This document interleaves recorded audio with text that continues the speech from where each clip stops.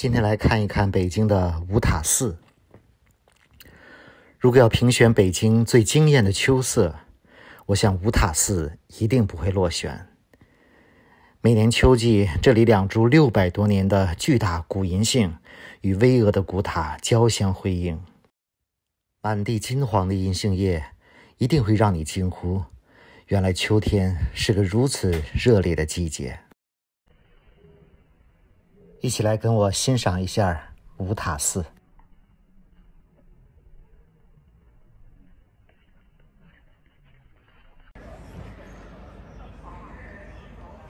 五塔寺这里也是北京石刻艺术博物馆，正对着动物园的北门，旁边还有紫竹院国家图书馆。这是石刻艺术博物馆的大门。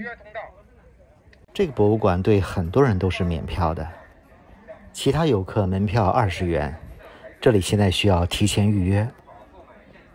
这个五塔寺原名叫真觉寺，始建于明永乐年间，里面有一个金刚宝座塔，高台上建有五塔的佛塔，所以都习惯叫五塔寺。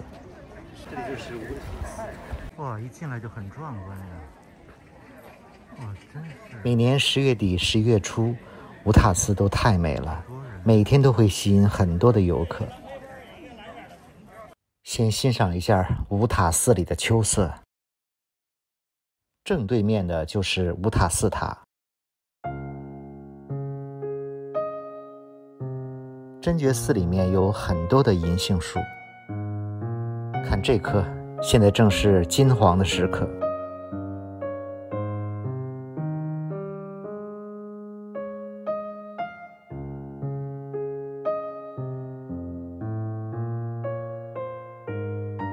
今天我来当一个导游。这是塔前面的一个高台，很多人都会趴在地上拍远处的五塔。之前很多人还会在地上泼上水拍倒影，现在不让泼了。很多人又用手机或者小镜子来拍倒影。今天人算少的，趁机拍一个照。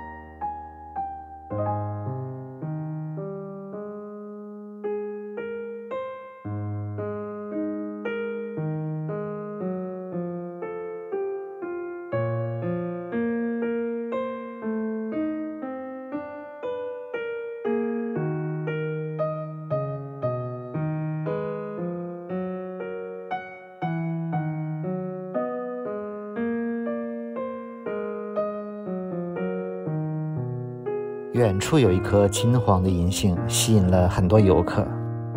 这边有很多的石刻展览，去看看这棵银杏树。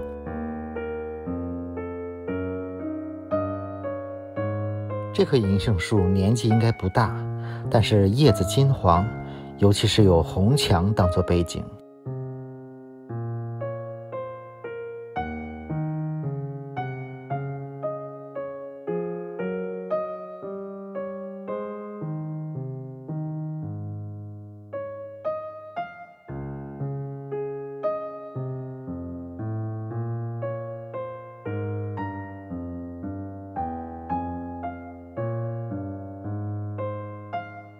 这里作为北京石刻艺术博物馆，是一座以收藏、研究、展示北京地区石刻文物为主的专题性博物馆，所以这里陈列了系统的北京地区的石刻文化。整个博物馆里馆藏了石刻文物有2000多件，有的是在室内展览，有的是这样放在室外。这些都是研究北京历史的重要资料。这个石刻艺术博物馆现在是国家3级博物馆，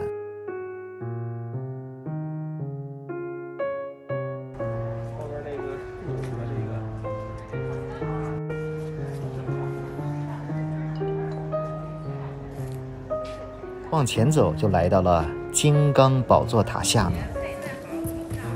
不过非常可惜的是，我在这个金刚宝座塔下面拍摄的所有视频都作废了，因为没有注意到视频的开关按钮，完全搞反了。大家只好自行脑补这个美丽的画面。金刚宝座塔前面这2棵银杏树都是600多年的树龄。前面这个就是金刚宝座，为高台上建有5塔的佛塔，被称为金刚宝座石塔。金刚宝座分为塔座和5塔2部分，塔下部是长方形砖砌拱券结构的塔座，整体造型属于印度形式，但在结构上也表现了中国建筑特有的传统风格，成为中国建筑和外来文化互相结合的作品。宝座和塔身上遍是雕刻，整座金刚宝座塔可以称得上是一座大型的雕刻艺术品，也成为了北京奇特的古代建筑之一。再来看一看金刚宝座前面2棵古老的银杏树。这2棵树的树龄大概有600多年，不过现在树的颜色不如刚开始看的那个银杏树漂亮。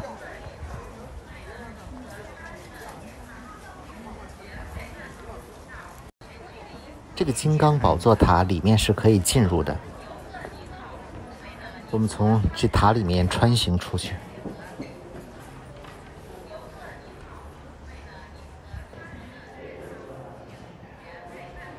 有一些关于这里的历史图片和说明。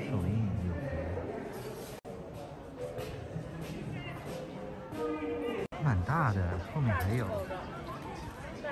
金刚宝座的后面还有一大片场地和建筑。哎，躲开点啊，小伙子！很多人从这一侧拍金刚宝座塔。排着队。为了拍到满意的照片，大家还排起了队。看他们拍什么？原来是利用一缸水来拍前面塔的倒影。不过这边没有银杏树的衬托。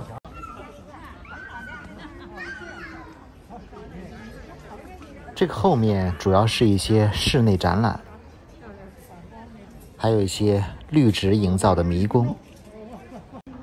前面这个后照楼里就是石刻展览。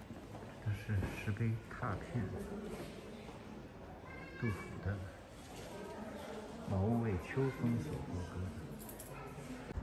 不同的建筑里有很多不同的室内展出，包括真觉寺的资料陈列，还有石刻简史陈列，甚至也包括了明清以前的石刻文化发展史，再现了人类文明。乌塔寺作为寺庙，除了承担宗教职责，更是历史文化的一条重要线索，直接体现了古人在建筑、雕塑、绘画等领域的审美。是一桥头说。而露天陈列同样精彩，有很多的石刻石雕、功德碑、墓志铭、书法碑贴、寺庙碑、会馆碑等等。这是明清以来北京地区的重要历史人物的祠碑、墓刻，都是传教士的墓碑。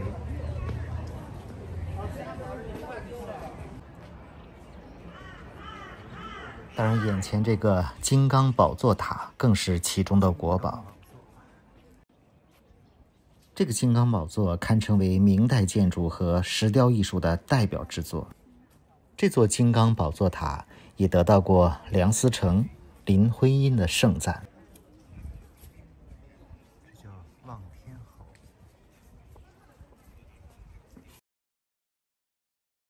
这几天正是乌塔寺最漂亮的时间，但一定要注意，来之前一定要预约。如果想拍到人少好看的照片，建议4点之前入园。这里4点停止入园，5点清场。